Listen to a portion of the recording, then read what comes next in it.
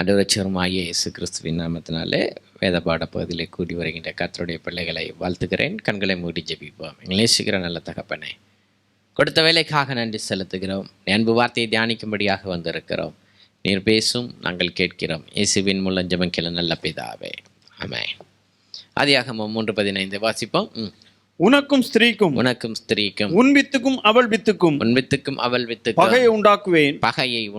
அவர் உன் தலையை நசுக்குவார். அவர் ஆண்மகனாக வெளிப்பட போகின்றவர் உன் தலையை நசுக்குவார். நீ அவர் குதிங்காலை நசுக்குவாய் என்றார். நீ அவர் குதிங்காலுக்கு கீழாக நசுக்கப்படுவாய் என்றார். இந்த வசனத்தை மையமாக கொண்டு பழைய ஏற்பாட்டு பரிசுத்தவான்களின் வாழ்க்கை அமைகிறது. அவர்களுக்கு தொடர்ச்சியாக ஒரு போராட்டம் சத்ருவோடு கூட இருந்ததையும், அநேக வேளைகளிலே அவர்கள் தவறினதையும் நாம் இந்த நாட்களிலே தியானித்து வருகிறோம். இப்பொழுது தேவனுடைய உக்கிரகம் உச்சத்திற்கு சென்ற பொழுது ஜனங்கள் பாபிலோனுக்கு அடிமைகளாக சிதேக்கியா ராஜாவினுடைய காலத்திலே கொண்டு செல்லப்படுகிறார்கள். அங்கே அவர்கள் நதியோரங்களிலே குடியேற அங்கே அவர்களுக்கு உரிமை கொடுக்கப்பட்ட போது கேபார் நதி அண்டையிலே இருந்த ஜனங்களோடு கூட இன்னும் அவர்கள் பரிசுத்தமாய் வாழ வேண்டும், இன்னும் அவர்கள் பிழைத்திருக்க வேண்டும், இன்னும் அவர்கள் சன்மார்க்கர்களாக வாழ வேண்டும் என்ற நோக்கத்தோடு கூட எசேக்கியேலை கர்த்தர் தெரிந்தெடுத்து, நீ பயப்படாமல் கலங்காமல் இந்த ஜனத்தோடு கூட பேசு, நான் உன்னோடு கூட இருந்து நான் பேசுவேன், என்னிடத்தில் கேட்டு நீ பேசினால் போதும், தானாக எதையும் பேச வேண்டாம் என்கிற நல்ல காவலாளியாக இரு என்று சொல்லி சென்ற பதிவிலே நாம் பார்த்தோம். இன்றைக்கு காவலாளி பேச வேண்டியது என்ன என்பதை பார்க்கலாம். ஆண்டவர் சொன்னார், ஜனங்கள் பிழைத்திருக்கும்படியாக நீ பேசு. நீ பேசலைன்னா என்ன நடக்கும்? வாசிக்கலாம். 18ஆம் வசனம் 3:18 எசேக்கியேல் 3:18. சாகவே சாவா என்று நான் துன்மார்க்கனுக்கு சொல்லுகையில் நீ துன்மார்க்கனை தன் துன்மார்க்கமான வழியில் இராதபடிக்கு, துன்மார்க்கனை தன்னுடைய துன்மார்க்கத்தில் இல்லாதபடிக்கு எச்சரிக்கும்படியாகவும் அவனை உயிரோடு காக்கும்படியாகவும் அதை அவனுக்கு சொல்லாமலும் நீ அவனை எச்சரிக்காமலும் இருந்தால் அந்த துன்மார்க்கன் தன் துன்மார்க்கத்திலே சாவான். என்ன அர்த்தம்? நீ பேசலன்னா அவன் சாவான். நல்ல கவனிங்க. அநேக பரிசுத்தவான்களுடைய சாட்சி, கர்த்தருடைய சுவிசேஷம் வரலன்னா நம்ம அழிஞ்சு போயிருப்போம். என்ன செஞ்சிருப்போம்? பாவத்திலே இருட்டாட்டிலே வைத்து நம்மளை கொண்டிருப்பார்கள் சத்ருவின் சேனைகள். அதனால தான் கர்த்தர் தம்முடைய வார்த்தையை அனுப்புகிறார். எந்த மனுஷனையும் பிரகாசிக்க செய்கின்ற மெய்யான ஒளியாகிய கர்த்தருடைய வார்த்தை என்ன செய்கிறது? கடந்து வருகிறது. நீ அவனுக்கு எச்சரித்து, இது பாவம், இது தேவன் விரும்புவது அல்ல, இதையே விட்டு வெளியே வா நீ என்று எச்சரிக்காத பட்சத்தில் அவன் தன் பாவத்திலே சாவான், அவன் தன் துன்மார்க்கத்திலே சாவான். அப்படி அவன் சாவும் பொழுது அவன் செத்துட்டான், கேட்கல. நீ சொன்னியா? நீ சொல்லலன்னா வாசிப்பான். அவன் இரத்த பழியோ உன் கையிலே கேட்பேன். என்ன செய்வேன்? அநேக கிறிஸ்தவர்களுக்கு இந்த வசனம்லாம் தெரியாது. அவன் இவனை எடுத்து அவன் போய் செத்தான், நீ சொன்னாயோ?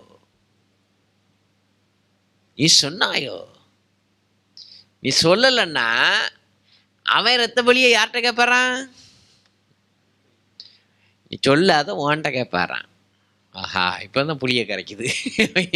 யார்கிட்ட கேட்பாரான்? உன்கிட்ட கேட்பார். நீ சொன்னியாட, இப்படிலாம் பண்ணாத, இதெல்லாம் தப்பு, இது ஆண்டவர் விரும்பாத காரியம், இதெல்லாம் தெய்வ பிள்ளைகள் சொன்னாயோ?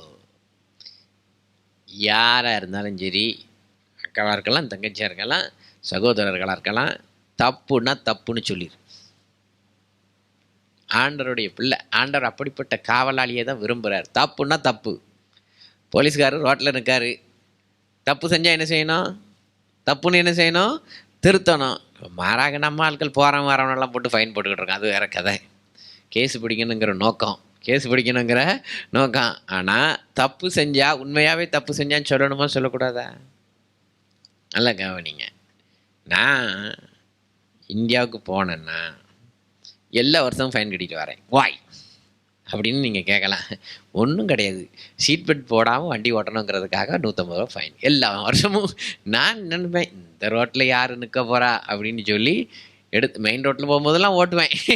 இந்த ரோட்டில் யார் இருக்க போகுதுன்னு அது அந்த ரோடு திரும்புகிற அந்த முக்கிலையாக இருப்பாங்க. உடனே நிறுத்துவாங்க. உடனே எனக்கு தெரிஞ்சிடும், ஆஹா எழுதிட்டான். தப்பு யார் மேலே? ஏன் மேலே. நான் என்ன போடலை, சீட் பெல்ட் என்ன செய்யலை, போடலை. திருவனந்தபுரம் ஏர்போர்ட்டில் இறங்கி ஊருக்கு போய்கிட்டு இருக்கேன். நல்லா கவனிங்க. கேரளா காவல்துறை நிறுத்துகிறது. அப்போ எனக்கு முன்னாடி ஒருத்தரை நிறுத்தியிருக்காங்க. அவர்கிட்ட நீ சீட் பெல்ட் போடலை அப்படின்னு சொல்லி ஃபைன் போட்டுட்ருக்காங்க. அப்போ பின்னாடி இன்னொரு வண்டி வருது, இன்னொரு மினி வேன் ட்ரக் வருது. அப்போ இந்த டிரைவர் சொல்கிறாரு, அந்த டிரைவரும் பெல்ட் போடலை அப்படின்னு அவரை போய் காமிக்கிறாரு. நான் பின்னாடி இது பார்த்துக்கிட்டு இருக்கேன். ஆனால் நிறுத்தினா நிறுத்தி அவன்கிட்ட கேட்டார், நீ வா இறங்கி வா ஃபைன் போடணும், பெல்ட்டு போடலை அப்படின்னு உடனே அவன் சொன்னான், வண்டியில் பெல்ட்டே இல்லையே. வண்டியில் பெல்ட் இருந்தால் தானே போடுறது, பெல்ட்டு இருந்தால் தானே போடுறது. நீங்கள் என்ன சொல்லுவீங்க, பெல்ட்டு போடணும்னு சொல்லியிருக்கீங்க, பெல்ட் வண்டியில் வைக்கணும்னு நீங்கள் சொல்லலாம் காமை. ஓகே, இது எப்போ உள்ள வண்டி, இது 90s உள்ள வண்டி. 90s உள்ள வண்டிக்கு என்ன கிடையாது, பெல்ட் கிடையாது. எங்கள் வீட்டிலலாம் பழைய அம்பாசிடர்லாம் இருந்துச்சு, அதுக்கெல்லாம் பெல்ட்டுங்கிறது என்ன செய்யாது, கிடையாது. அப்படிப்பட்ட வண்டி வந்திருக்கு. நான் பெல்ட் இல்லை, நான் எப்படி பெல்ட் போடுவேன் அப்படிங்க. இவன் சொல்கிறான், அவனை பெல்ட் போடாமல் நீ வந்து போவிட்டா நானும் பயன் கட்ட மாட்டேக்கான். நல்லா கவனிங்க, நல்லா கவனிங்க. காவலாளி எதுக்கு சொல்கிறாரு, பெல்ட்டு போட்டால் உங்களுக்கு நல்லதுடா. நீங்கள் வேறு ஏதாவது ஆக்சிடெண்ட் ஆச்சுன்னா உங்கள் செஸ்ட் வந்து ஸ்டேரிங்கில் போய் ஹிட் ஆகாது. ஹிட் ஆகுதுன்னா என்ன செய்யாது, செஸ்ட் இன்ஜுரி வராது, நீங்கள் உயிர் பிழைப்பீங்க, உங்கள் குடும்பம் வாழ்ந்துருக்குங்கிறதுக்காக தான் seat belt concept. Seat belt concept. அதனால் கேட்குறானோ கேட்கலையோ, போலீஸ்காரோட வேலை என்னது, பெல்ட் போடுன்னு சொல்ல வேண்டியது, பெல்ட் போடலன்னு ஃபைன் பண்ண வேண்டியது. பெல்ட் போடாமல் போய் செத்தானா போலீஸ்காரனை ஆண்டர் என்ன செய்ய மாட்டார், கேட்க மாட்டார். ஏன்னா போலீஸ்காரர் சொல்ல வேண்டியது சொல்லிட்டார், சிச்சையும் என்ன செஞ்சிட்டாரு, கொடுத்துட்டாரு. சிச்சையும் என்ன செஞ்சிட்டாரு, கொடுத்துட்டார். நல்ல கவனிங்க தேவ பிள்ளைகள். சின்ன சின்ன காரியம் சொல்கிறேன், அப்படிப்பட்ட கீழ்ப்படிதல்ல தான் தேவன் பெரிய காரியத்தை செய்வார். தேவன் பெரிய காரியத்தை செய்வார். அதனால் மேலான அதிகாரங்களுக்கும் அரசாங்கங்களுக்கும் கீழ்ப்படிந்திருங்கள்னு சொல்லி பவுல் எழுதுகிறார். பவுல் என்ன செய்கிறாரு, எழுதுகிறாரு. சிலர் சீட்டு பெல்ட்டை போன உடனே எடுத்து விட்டுட்டு அசால்ட்டாக ஓட்டுறது. போலீஸ்காரங்க அதெல்லாம் கேட்க மாட்டாங்க. அது போலீஸ்காரனுக்கு பயந்து கிடையாது, உன் ஜீவனை காப்பாற்றும்படியாக. அதுபோல தான் இப்போ எசேக்கியேல்கிட்ட சொல்கிறாரு, நீ சொல்லிரு, சொல்லலை அப்படின்னா ரத்த புலி ஆன்ட்ட கேட்பேன், ஓன்ட்ட கேட்பேன். அது அந்த டிரைவர் போலீஸ்கார சொன்ன மாதிரி தான். நீ பெல்ட் போடணும்னு சொன்னா, என் வண்டியில் புதிய பெல்ட் மாட்டணும்னு சொன்னியா, அதான் கேள்வி. அவர் திருப்பி கேட்காருல்ல, காவலாளி கேட்காரு, நீங்கள் எல்லாத்தையும் பிடிக்கிறீங்க, ஆனால் நீங்கள் மீடியாவில் சொன்னீங்களா பழைய வண்டியெலாம் பெல்ட் மாட்டணும்னு சொன்னீங்களா? புது வண்டியில் பெல்ட் வருது போட்டுக்கிறான், பழைய வண்டியில் என்ன இல்லை, பெல்ட் இல்லை. அதுக்கு உங்கள் ஆர்சியில் பாஸ்புக்கில் நீங்கள் பெர்மிஷன் கொடுத்துறீங்க ரோட்டில் ஓடுறதுக்கு, அதில் என்ன இல்லை, பெல்ட் இல்லை. நீ சொன்னியா, சொல்கிறான்ல, நியாயத்திற்கு வரும்போது சொல்கிறான்ல, இவன் என்கிட்ட சொல்லலை அப்படின்னுட்டு. அதே மாதிரி தான் ஒன்றையும் என்னையும் பார்த்து ஜனம் சொல்லும், எங்கள் பாஸ்டர் சொல்லித்தரல, எங்கள் காவலாளி என்ன செய்யலை, சொல்லித்தரல. அதனால் ஆண்டவர் என்ன சொல்லிட்டாருன்னா, சொல்லிரு. நீங்கள் ஒரு வீட்டிற்குள் பிரவேசிக்கும் பொழுது சமாதானம் உண்டாவதாக என்று வாழ்த்துங்கள், ஏற்றுக்கொண்டால் உள்ளே பிரவேசியுங்கள், புசியுங்கள், அவர்களை ஆசீர்வதியுங்கள், ஏற்றுக்கொள்ளாவிட்டால் தூசியை உதறிவிட்டு இந்த இரத்த பலி எங்கள் மேல் அமராதிருப்பதாக என்று சொல்லிட்டு என்ன செஞ்சிருங்க, உதறிட்டு வந்துருங்கன்னு இயேசு கிறிஸ்துவும் தன்னுடைய சீஷர்களுக்கு என்ன சொல்லி கொடுத்தாரு. அதே பிரின்சிபல்ஸ் தான் பழைய ஏற்பாட்டு தீர்க்கதரிசிகளுக்கும். சொல்லிடு. நீ சொல்லி அவன் கேட்காம போனான்னா அடுத்த வசனம், நீ துன்மார்க்கனை எச்சரித்தும் அவன் தன் துன்மார்க்கத்தையும் தன் ஆகாத வழியையும் விட்டு திரும்பாமல் போவானாகில். நீ சொல்லியும் அவன் கேட்கலன்னா, சிம்பிளா படிக்கணும் வேதத்தை, அவன் சொல்லியும் நீ கேட்கலன்னா அவன் தன் துன்மார்க்கத்திலே சாவான், நீயோ என்றால் உன் ஆத்துமாவை தப்பிப்பாய். பிள்ளைகள் தப்பு பண்ணும்போது தப்புப்பா அப்படின்னு சொல்லிடணும். ஆனா தப்பு பண்ணின பிறகு அதை மறைக்கிறதுக்கு என்கரேஜ் பண்ணக்கூடாது. ஏதோ தப்பு நடந்துட்டு ஆண்டவருடைய பார்வையில் தப்புன்னா தப்பு தான்.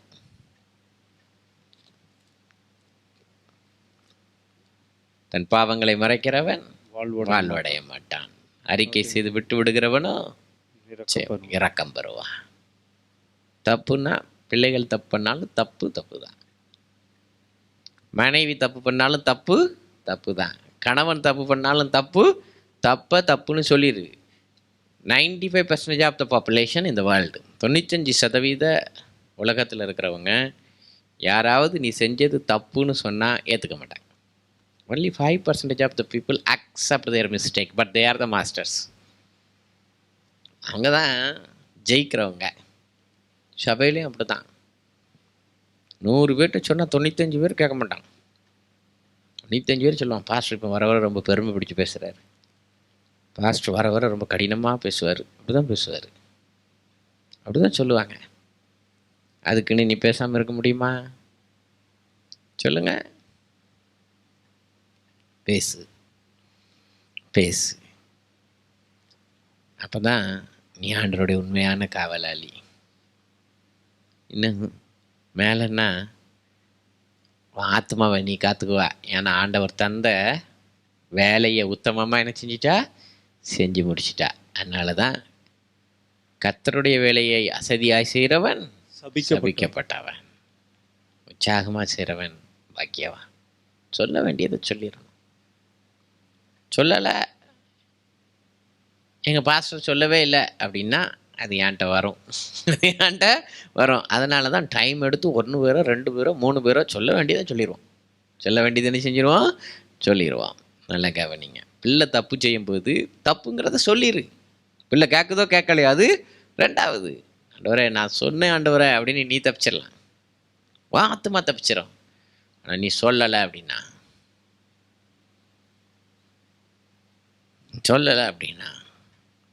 இரத்த பலியை ஆண்டவர் உன்னிடத்துல கேட்பான். அதே போலதான் நீதிமானுக்கும். அடுத்த வசனம், அப்படியே நீதிமான் தன் நீதியை விட்டு திரும்பி நீதி கேடு செய்யும் போதும் நான் அவன் முன் இடரலை வைக்கும் போதும் அவன் சாவான். நீ அவனை எச்சரிக்காதபடியினாலே அவன் தன் பாவத்திலே சாவான். அவன் செய்த நீதிகள் நினைக்கப்படுவதில்லை. அதனால தான் ஒரு காலத்தில் நீதிமான வாழ்ந்தேன் பிரதர். ஒரு காலத்தில் எப்படி வாழ்ந்தேன்? நீதிமான வாழ்ந்தேன். இடையில நீதி தவறிட்டேன் இந்த துன்மார்க்கனோட சேர்ந்து. அப்பவும் காவலாளியை பார்த்து என்ன சொல்கிறாரு? அவன் நீதியை விட்டு தவறும் பொழுது அவனை பார்த்து சொல்லு, நீ நீதியாக வாழ்ந்தவன், இப்போ நீதி தவறிக்கிட்டு இருக்கா, நீ செஞ்ச நீதி கூட உன்னை என்ன செய்யாது, கடைசி நாளில் காப்பாற்றாது. ஏனென்றால் வேதம் சொல்கிறது, கடைசி முடிய நிலைத்திருக்கிறவனை ரட்சிக்கப்படுவான். ஆண்டவர் வருகை வரைக்கும். அதான் பொறுமைங்கிறது ரொம்ப முக்கியம். நேற்று நீதி செஞ்சேன், நேற்று என்னத்தை கண்டுட்டேன், நின்று நான் இன்னும் நீதிமான. No, don't fed up about your holiness and righteousness. உன் பரிசுத்தத்தை குறித்தும் உன் நீதியை குறித்தும் சோர்ந்து போகாதே. அதனால தான் வெளிப்படுத்தல சொல்றாரு, பரிசுத்தம் உள்ளவன் இன்னும் பரிசுத்தமாக கடவன், நீதி உள்ளவன். ஏதோ ஒரு நாள் நீதிமானா இருந்தேன், இன்னைக்கு எப்படி இருக்கும்? How we are doing today? நீதியை விட்டு நீ விலகிட்டியன்னா சாவாயின்னு தான் எழுதுது. அப்படிதான் எழுதியிருக்கு. வாசிங்க. நீ அவனை எச்சரிக்காதபடியினாலே அவன் தன் பாவத்திலே சாவான். நிறைய பேர் அவர் நீதிமான், அவரை எப்படி சொல்றது? நீதிமானும் தப்பு செய்வார். நம்மளுக்கு இப்போ தமிழ் திருச்சபையில் இருக்கிறது என்ன, அவர் பெரிய ஊழியக்காரர், அவரை எப்படி சொல்றதுங்க? ஊழியக்காரனாலும் நீதியை விட்டு தவறுவார். அவரு தவறுனாலும் தப்பு தான். அவர் தவறுனாலும் அப்படி தானே நம்ம சாரத்தை இழந்தோம். பெரியவங்களை என்ன பேசுறது, அவங்கள எப்படி பேசுறது? நல்ல கவனிங்க. நீ பேசாத மாத்திரத்தில் பெரியவன் மனம் திரும்ப மாட்டான். நீ பேசிட்டியன்னா ஒரு வேளை பிடிக்காம போயிடும், ஆனால் தவறுலேருந்து என்ன செஞ்சிருவான்? மனம் திரும்பிடுவான். we can show many examples.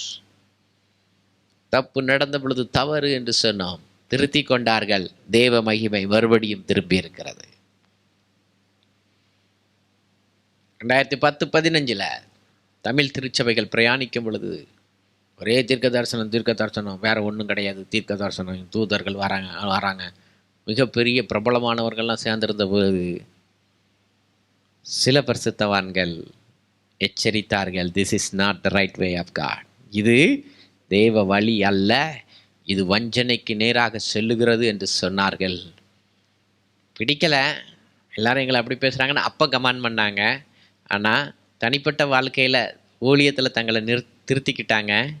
திருத்தினவர்கள் மகிமையை காண்கிறார்கள், திருந்தாதவர்களோ மகிமையை இழந்தார்கள். Lost the salt. ஏன்னா சில காவலாளிகள் எழும்பி, நீ நீதிமான், ஆனால் இப்போ நீதியை விட்டு தவறுற, மறுபடியும் நீதிக்கு திரும்பணும் என்ன செஞ்சாங்க? எச்சரித்தாங்க. அவங்களுக்கு பெரிய மேடை கிடையாது, அவங்களுக்கு பெரிய பணம் கிடையாது, ஏன்னா அவங்க அப்படி தான் இருப்பாங்க. எசேக்கியேல் தீர்க்கதரிசியே எங்கள் நதி அண்டையில் தான் என்ன செய்யணும்? இருக்கணும். அவங்க அப்படி தான் இருப்பாங்க. பட் தவறை தவறு என்று சொல்லுவார்கள். Just listen to such a wonderful servant of God. அப்போ அப்படி நீதிமான் நீ எச்சரித்து நீதியை விட்டு தவறிட்டானா ரத்த பலியை வாண்ட என்ன செய்ய மாட்டேன், கேட்க மாட்டேன். ஆனா நீ எச்சரிக்கலன்னா அவனுடைய இரத்த பலியை அவன் செய்த நீதிகள் நினைக்கப்படுவதில்லை. நீதி பண்ணியிருக்கலாம், 10-15 வருஷம் நீதியின் ஊழியம் தான், கடைசியில தான் குழப்ப ஆரம்பிச்சான். ஆனா அந்த நீதி அவனை என்ன செய்யாதான்? அவனுடைய இரத்த பலியோ உன் கையிலே கேட்பேன். பழைய ஏற்பாட்டு பிரமாணம், புதிய ஏற்பாட்டில் இயேசு கிறிஸ்துவின்றது நமக்காக பரிந்து பேசுகிறது. ஆனா கான்செப்ட் எடுத்துக்கிறது நல்லது. கான்செப்ட் எடுத்துக்கிறது இட்ஸ் அ டியூட்டர். அதில் உள்ள போதனைகளை எடுத்துக்கொள்வது நல்லது. நீதிமானும் தவறலாம், பிரசங்கிக்கிற நானும் தவறலாம். அப்போ சபையில் இருக்க ஒரு ஆள் என்கிட்ட நீங்கள் இதில் தப்பு பண்ணுறீங்க அப்படின்னா எனக்கு ஒரு வேலை பிடிக்காமல் போகலாம், ஆனால் நான் தெரிந்து கொள்வதற்கு வாய்ப்புண்டு, திருத்திக் கொள்வதற்கு வாய்ப்பு உண்டு. அதனால் தைரியமாக சொல்லிடுங்க, ஒன்றும் தப்பு இல்லை, ஒன்றும் தப்பு இல்லை. நிறைய பேர் என்கிட்ட சொல்கிறாங்க, யார்கிட்ட கோவப்பட்டிருக்கேன் நான் கேளுங்க.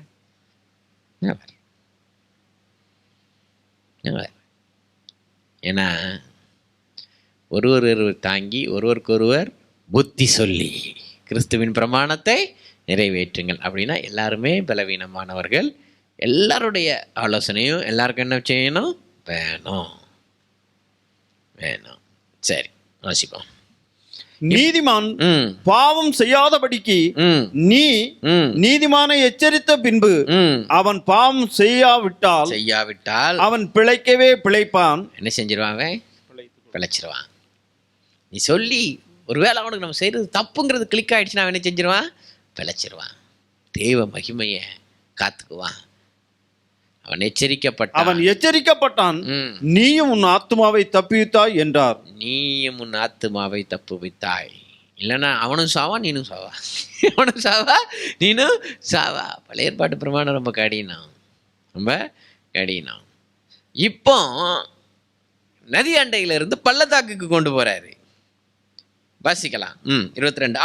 அவ்விடத்திலே கர்த்தருடைய கரம் என் மேல் அமர்ந்தது. அவர், நீ எழுந்திருந்து பள்ளத்தாக்குக்கு புறப்பட்டு போ, அங்கே உன்னுடனே பேசுவேன் என்றார். இப்ப எங்க கொண்டு போறாரு? பள்ளத்தாக்குக்கு கொண்டு போறாரு. பள்ளத்தாக்கு கொண்டு போய் அங்கே உன்னோடு கூட பேசுவேன். அப்போ பள்ளத்தாக்குக்கு போன உடனே கர்த்தருடைய கரம் அவன் மேல் இருந்தது. ஆண்டவர் சொல்றாரு 25, இதோ மனுபுத்திரனே உன் மேல் கயிறுகளை போட்டு என்ன போட போறாங்க? உன்னை கெட்ட போறாங்க. நல்லா கவனிங்க. யார் கேப்பா? ஆண்டவரே, சும்மா இருந்தவனை கூப்பிட்டு பேசுனீங்க, கேட்க மாட்டான்னு சொன்னீங்க, அப்படி இருந்தும் ஒத்துக்கிட்டேன். என் முகத்தை இருகலாக்குவேன், நீ பேசுனீங்க, சரி நான் அதை ஒத்துக்கிட்டேன். இப்போ கெட்ட போறேன்னு சொல்றீங்களா ஆண்டவரை? நல்ல கவனிங்க. பவுல் சொல்லுவார், அநேக சங்கிலிகள் எங்களுக்கு இருக்கிறது என்று ஆவியானவர் எங்களுக்கு காண்பித்தார். ஆவியானவரால் நாங்கள் எச்சரிக்கப்பட்டோம். ஆண்டவர் கட்டினா நல்லது தான். சில வேளைகளில் ஆண்டவர் நம்மளை கட்டி போட்டுடுறாரு. ஏன்னா உனக்கு கொஞ்சம் ஓய்வு தேவை. உனக்கு என்ன தேவை? கொஞ்சம் ஓய்வு தேவை. சில வேளைகளில் பேசாமல் இருக்கிறது நல்லது. அதனால் ஆண்டவர் வாய்க்கு கொஞ்சம் லாக்கும் போட்டுடுறாரு. அப்படி ஆண்டவர் லாக் போடுற பாத்திரம் பாக்கியவான். இப்போ கெட்டி போட்டுட்டு சொல்றாரு, தொடர்ந்து வாசிப்போம். இதோ மனுபுத்திரனே, உன்மேல் கயிறுகளை போட்டு அவைகளால் உன்னை கட்ட போகிறேன்.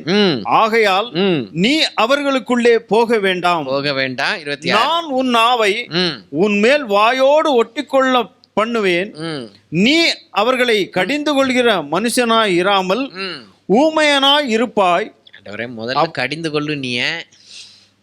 இப்போ நான் உன்னை ஊமையா இருக்க வைப்பேன்பீங்க. அதான் கர்த்தருடைய நடத்துதல். நேற்று பேச சொன்னாரு, பேசினேன். இன்னைக்கு அமைதியா இருக்க சொன்னாரு. சிலர் வந்து கேட்பாங்க, என்ன பிரதர் இன்னைக்கு பேசல? அப்பா, நேற்று பேச சொன்னாரு, பேசினேன். இன்னைக்கு வாயை கட்டி போட்டாரு, அமைதியா இருக்கேன். வாயை கட்டி போட்டாரு, அமைதியா இருக்கேன். நல்ல ஆவிக்குள்ளான வாழ்க்கை வாழ்றவங்களுக்கு இது தெரியும். அநேக நாட்கள் ஆண்டவர் சொல்றாரு, மௌனமாயிரு. அப்படியே நம்ம முயற்சி பண்ணாலும் பேச முடியாது. ஏன்னா ஆண்டவர் என்ன செஞ்சிருக்காரு? வாயை என்ன செஞ்சிருக்காரு? ஊமையனாயாக்கி விட்டார் அல்லவோ. God do his servant. எஜமான் தன்னுடைய வேலைக்காரனுடைய வாயை கொஞ்சம் என்ன செஞ்சிருக்காரு? பூட்டி வச்சிருக்காரு. கைகளை போட்டு கரங்களை கட்டி வச்சிருக்காரு. ஏன்னா நீ கொஞ்சம் பாதுகாப்பாக இருக்கணும். ஏன்னா இவன் கலக வீட்டுக்காரன். இவன் யாரு? கலக வீட்டுக்காரன். சில கலகம் முத்தி போச்சுன்னா என்ன செஞ்சு விடுவான்? உயிரை வாங்கிடுவான். குறிப்பிட்ட நாளுக்கு முன்னாடி என்ன செஞ்சிருவான்?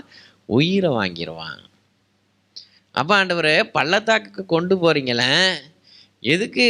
நதி அண்டையில இருந்து நீங்க பள்ளத்தாக்குக்கு எதுக்கு என்ன தூக்கிட்டு போனீங்க அப்படின்னா 27வது வசனத்துல சொல்லுவாரு, நான் உன்னோடு பேசும்போது உன் வாயை திறப்பேன். So if God locks, God open. தேவன் மூடினால் தேவன் திறப்பா. அதனாலதான் ஆண்டவருக்கு கேட்கணும், ஆண்டவரே இன்னைக்கு நான் பேசட்டா? ஆண்டவரே இன்னைக்கு நான் பேசணுமா? பேச சொல்லும்போது பேசணும். ஆண்டவர் சில வேலைகளில் அமைதியாக இருக்க சொல்லுவார். என்ன செய்யணும்? அமைதியாக இருக்கணும். வீட்டில் கூட சில வேலைகளில் நம்மளை குத்தி குத்தி பேசும்போது, ஆண்டவரே நான் பேசட்டா? ஆண்டவர் சொல்லுவார், அமைதியாக இருப்பா அப்படிம்பார். சிலர் அமைதியாக இருப்பார்.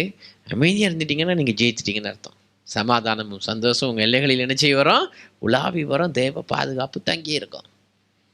இவ்வளவும் கொண்டு போய் பள்ளத்தாக்கு கொண்டு போய் அவனை கட்டி அவன் வாயை கொஞ்ச நாள் பேசாமல் வச்சு மறுபடியும் பேச சொல்கிறதுக்கு அதுக்கு பிறகு பெரிய தரிசனம் இருக்குது. ஒரு செங்கலை எடுத்து நிறுத்தி அதில் எருசலேம் படத்தை வரைஞ்சி அதை சுற்றியும் கோட்டைகளை வரைஞ்சி பல காரியங்கள் அங்கே எழுதப்பட்டிருக்கோம்.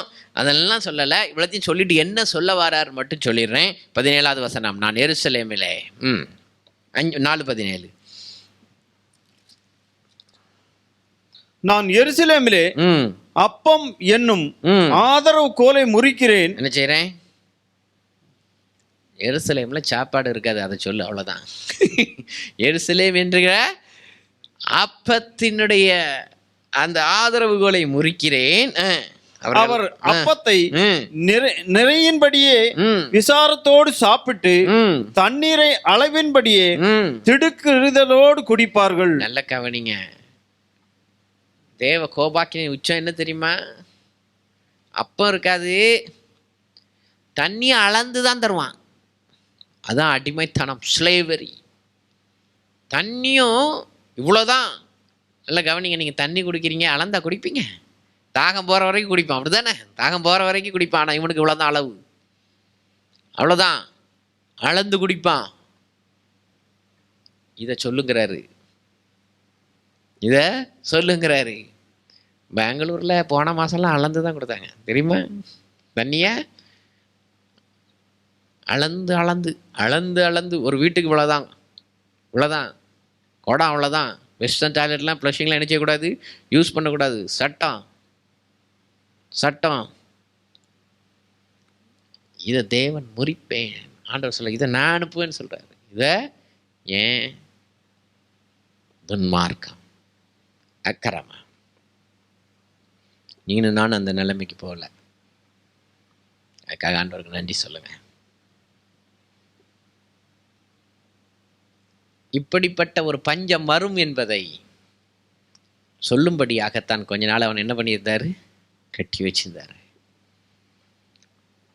பல காரியங்களை அவனுக்கு காண்பித்து, எப்படி இஸ்ரேல் வீட்டார் கலகம் பண்ணினார்கள், எப்படி யூதா வீட்டார் கலகம் பண்ணினார்கள், அவர்கள் மேல் அப்பத்திற்கு பஞ்சத்தையும் தண்ணீரின் பஞ்சத்தையும் கொண்டு வரும்.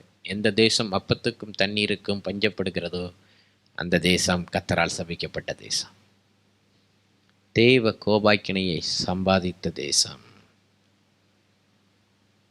நல்லா கவனிங்க. ஆண்டவர் வாக்குத்தத்தம் பண்ணியிருக்காரு, சிங்கக்குட்டிகள் தாழ்ச்சி அடைந்து பட்டினியா கிடக்கும் கத்தரை தேடுகிற பிள்ளைகளுக்கு ஒரு நன்மை குறைபட. என்னைக்கு நம்ம வீட்டில் அப்பமும் தண்ணியும் பஞ்சம் வருதோ அன்னைக்கு கத்தரிடத்தில் நாம் மனம் திரும்ப வேண்டிய நாட்கள்,